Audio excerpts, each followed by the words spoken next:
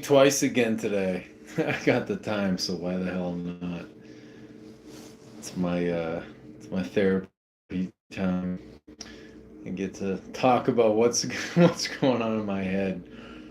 All right, so this one I just kind of want to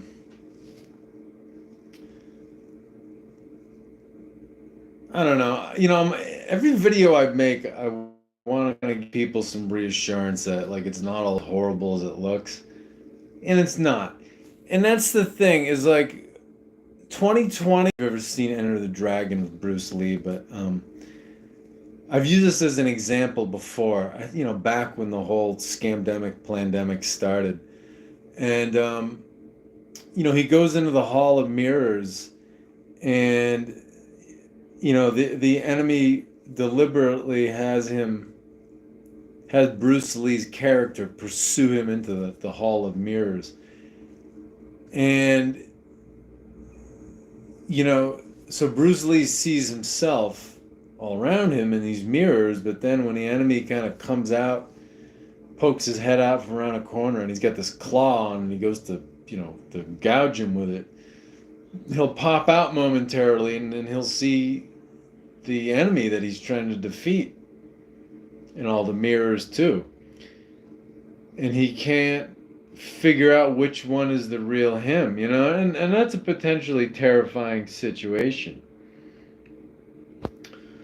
So the way out of that situation, Bruce Lee's character, he has a flashback, and he remembers the words of his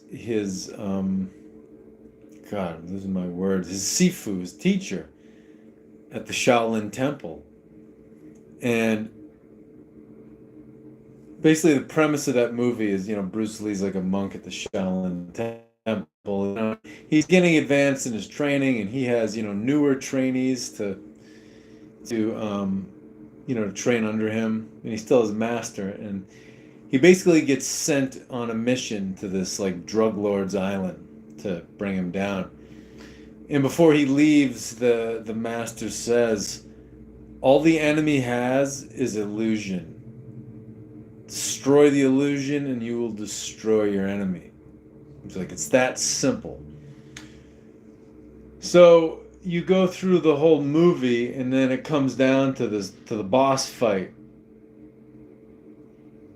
And so Bruce Lee's doing this boss fight in the Hall of Mirrors, and the boss is using the Hall of Mirrors to disorient and deceive him. So Bruce Lee remembers his teacher's words: "Your enemy only has illusions. Destroy the illusion, and you destroy the enemy." So he just starts punching all the mirrors, because he's like, "Well, this."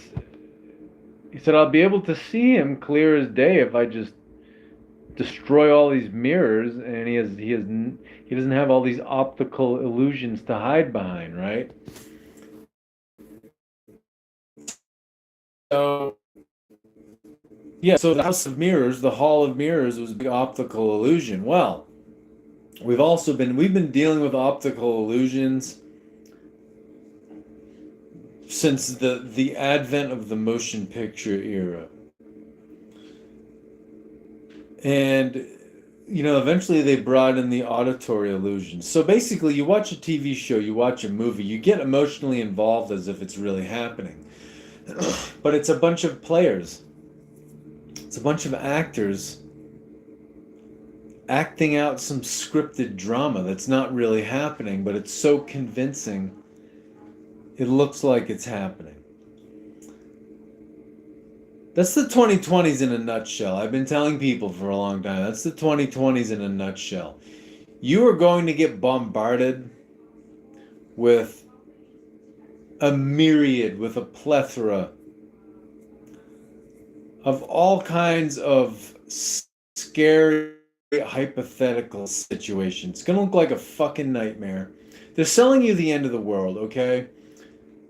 They spun everyone up about an unusually strong seasonal flu. They got everyone spun up and scared about that. And just like before that, they got everyone spun up and scared that the planet was about to die any minute. And then they got everyone scared and spun up that, you're going to have World War III starting in Ukraine. And then these incompetent psychopaths in the Pentagon and the White House and the Congress are talking like, they're going to fight a two-front war against Russia and China. Yeah, good fucking luck with that. Never going to happen. It's all to scare the shit out of you. And then the whole food thing, okay? Food prices have gone up. You get shortages of things. But I stand by what I said. We might have a few weeks at some point, where things get we can't get a hold of a lot of things, especially later in the decade. Food shortages could become much more of a real thing. But still, I don't think it's going to be as bad as a lot of people saying. Um, with the food right now, it's like I said, it was probably back in 2021. I was like, it's a great junk food shortage. So it's like the egg prices have been going up, but it's like I haven't bought, $2 dozens of eggs probably since I was like 25. Because that shit is so nasty. So I've been spending $8 on a dozen eggs for years now. And it's like the eggs I buy, they're the same price. They've gone up a little bit, but they've gone down recently. Um, America's a great country, but we do some things really shitty. And places like Europe do some things better, but they have no freedom over there. So nobody does it perfect, right? But what passes for food in America is absolute trash. And people who buy it love to tell you how much money they saved. They're like, oh, I got all this food for nothing. And it's like, yeah, I can believe it. You're not looking too healthy. Um, so, yeah. We're in a fucking hall of mirrors, okay?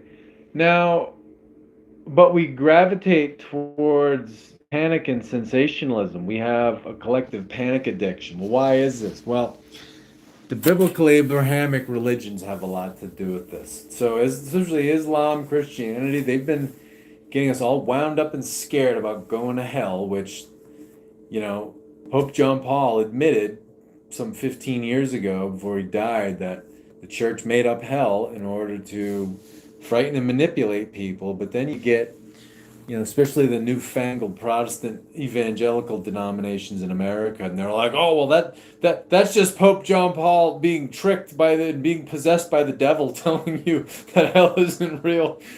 It's like, so many of the Protestants are more Catholic than the Catholics now.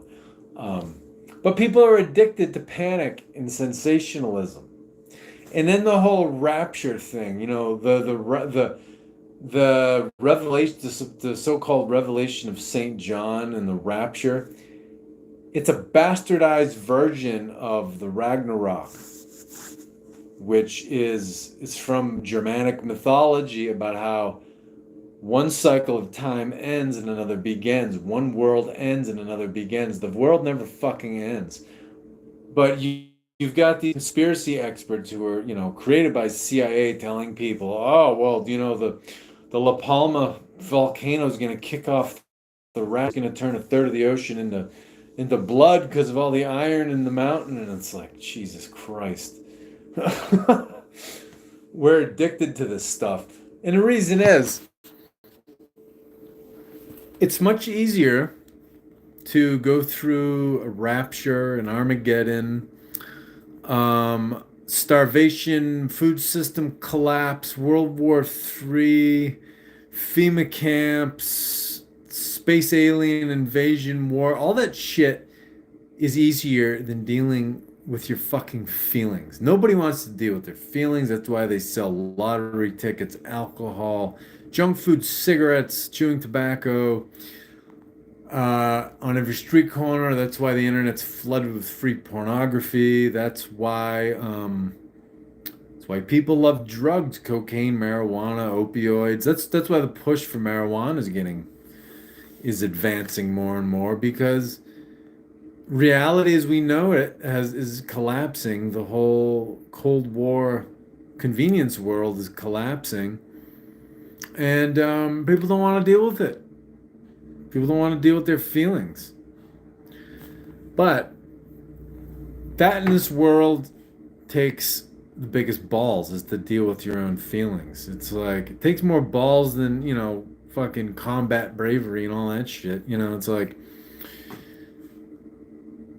the military is a big alcohol culture, and so many military war hero, Green Beret, Navy SEAL, MARSOCs, whatever. They retired to bar stools. Not all of them. A lot of those guys are really, they're really healthy, and they do a lot of work to dig through their baggage. But that is not a majority. Um, it's kind of a fringy element, where they go to dig into that stuff. So yeah, a lot of military heroes retire to bar stools because they don't want to deal with their feelings. That's even more intense than the, above and beyond the Call of Duty, whatever that gets you medals is dealing with your own fucking feelings. So that's why people have these paranoid fantasies about raptures, starvation, food system collapse, nuclear war, La Palma volcanoes, Armageddon's, World War III. It's easier than dealing with your fucking feelings, and it's easier than understanding what your life purpose is and living it and telling yourself what to do rather than having a family, a church, a government, an employer tell you what to do. So, anyway, we're in this hall of mirrors. Now, to me, there's some tangible proof that the whole thing is collapsing pretty rapidly. And this has to deal with the Jupiter and Saturn conjunctions. Jupiter and Saturn conjunct, they meet up at the same degree of the same sign every 20 years. This is the generational clean out. So basically, no, generational zeitgeist persists for too long. So we had December 2020, we had Jupiter and Saturn conjunct for the first time. Then you had it again, you had some retrogrades, but December 20, that was, almost a year into the whole scamdemic, pandemic. So that is what I see. That was the end of a generation, this 20-year period. So before that, pretty sure it was June 2000. Big time in my life. So June 2000, I'm pretty sure it was June, sometime in the year 2000 anyway. I might be thinking of the eclipse. But in the year 2000, you also had Jupiter Saturn conjunction. So 2000, you had a Jupiter Saturn conjunction. Next year, you had 9/11.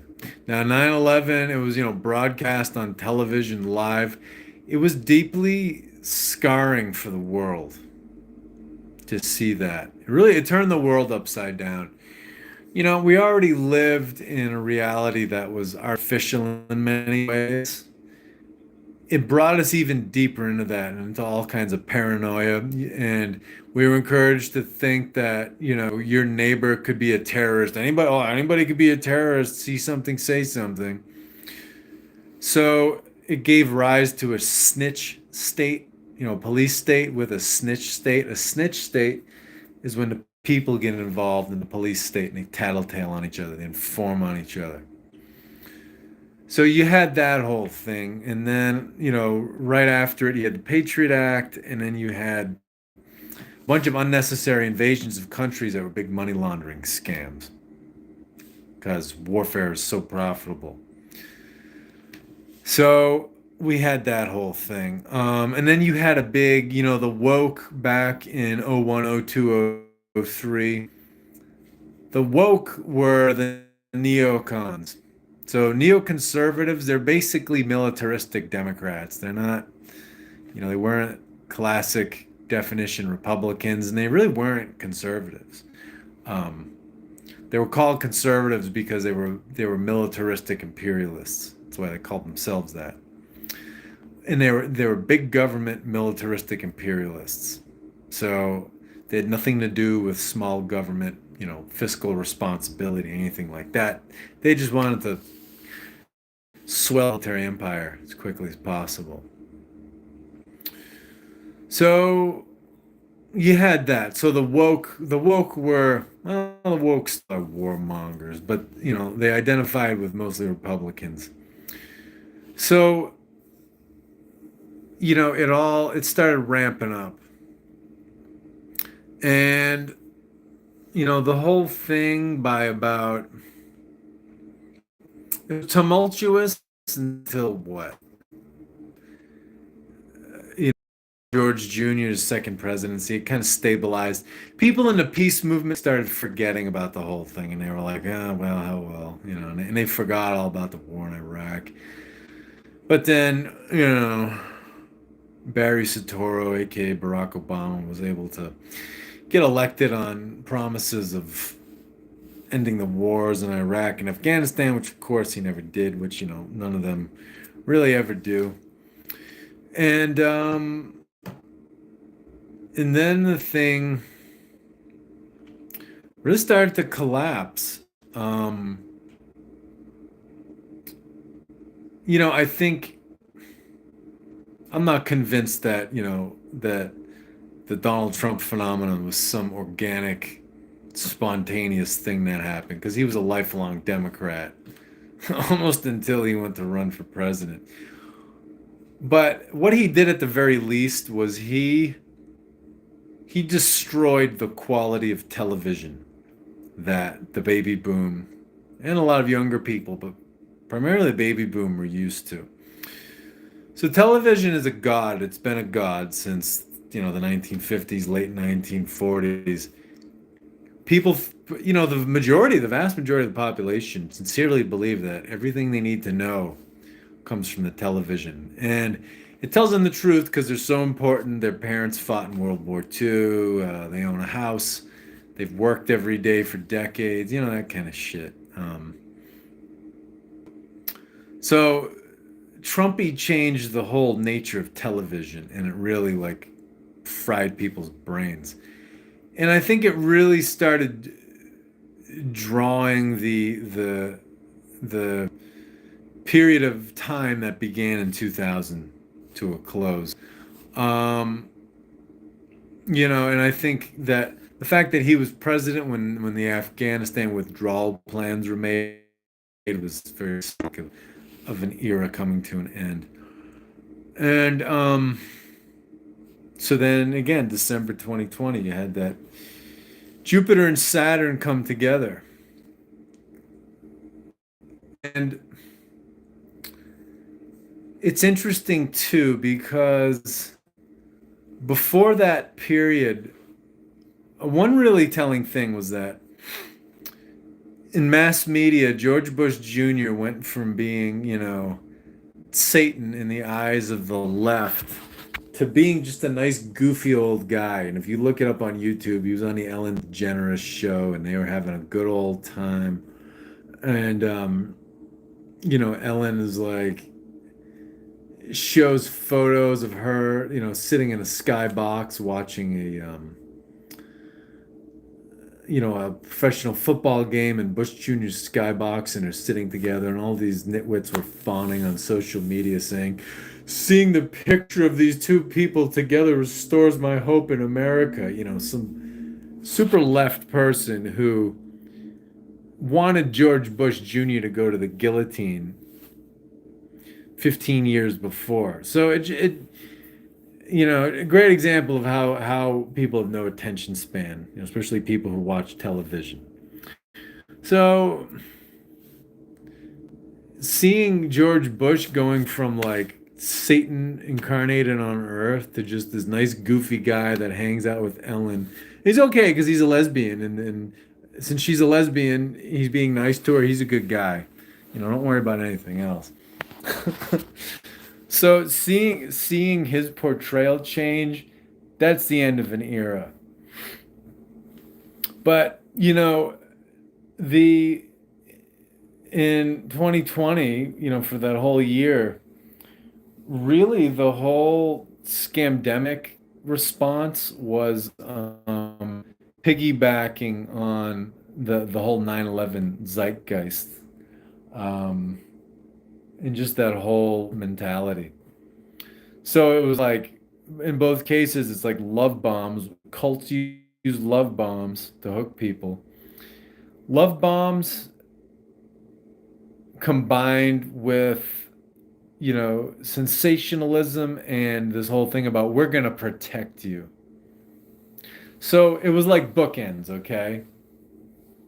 At the beginning of this 20-year period, you had the love bombs and the we're going to protect you. And then in 2020, especially February, March, love bombs, we're going to protect you from this horrible virus. But then Jupiter and Saturn met, Jupiter and Saturn met. Then you're into, 2020 and, December 2020 and 2021, excuse me. You were in a whole different period of time. And then they started getting hateful. And, people like Bill Gates were like, you don't have a choice. And Arnold is going, screw your freedom, trying to coerce people into getting the damn needlecraft. So yeah, it's interesting at these periods of time. You get towards the end of one, you get a little vibe of the last one, and then right after, it changes up. You get a whole different vibe. So when you go back to 2000, so you had the Jupiter and Saturn meet up. When 9/11 happened, you had the love bombs and the we're gonna protect you, and it was like the feel good of the 80s and 90s. But then it switched over. It changed over pretty quick. So, the whole needlecraft scamdemic, that all happened. So the whole point to this is because we're seeing the whole thing has to wind down, right? So that 20-year period, it just didn't end in December 2020. There's like a ramp up and a ramp down, and I think especially the second Clinton term was the real ramp up to the Patriot Act and the post 9/11 police state. And really, Joe Biden, bragged for years that he wrote the Patriot Act. It was what, 1993, 94. It was the Oklahoma City bombing. Joe Biden and his staff actually cooked that thing up. The Patriot Act. Not so much that it was too extreme for Congress, but Congress knew it was too, and their masters knew it was too extreme for the American people back then. But then in '01, it was dusted off, and Joe Biden bragged, "Oh, I wrote that thing." So, that Clinton presidency was a ramp up. So, we've been in the ramp down, and I think by probably 2025, 26, it's really gonna reach an ebb, and that period's gonna be gone, and it's like public trust is going to fall apart. And that's the thing. I think post 9/11, there hadn't been blind public, well, post 9/11, even to now, there hadn't been blind public trust like that since World War II. And they really invoked that World War II nostalgia. People like Tom Hanks were co-opted, by networks, HBO, to make Band of Brothers, which, was a book. And then he did the whole Pacific War series. It's a bunch of propaganda to get people excited about the war on terror. So, yeah, there hadn't been blind public trust like that for a long time, because in the 60s, 70s, 80s, 90s, it's like there was a lot of investigative journalism, skepticism, all that kind of stuff. People were questioned authority, were weary of authority. Now, after 9/11, investigative journalism died, and there was, blind public trust, which we saw with the needlecraft and the scamdemic. So that's going to come back. That stuff's going to be on the rise. So this whole thing's drawing down again. Don't get lured in by your own panic addiction, in your own temptation to divert yourself from dealing with the way you feel, okay? Because, like I said, it's much easier to go through Armageddon, Rapture, La Palma volcano, food shortage, starvation, nuclear war, alien invasion. All that's easier than dealing with your feelings, including combat. Because, like I said, war heroes are tired of bar stools. Dealing with your feelings, that takes the real balls. So, good luck. Talk to you later.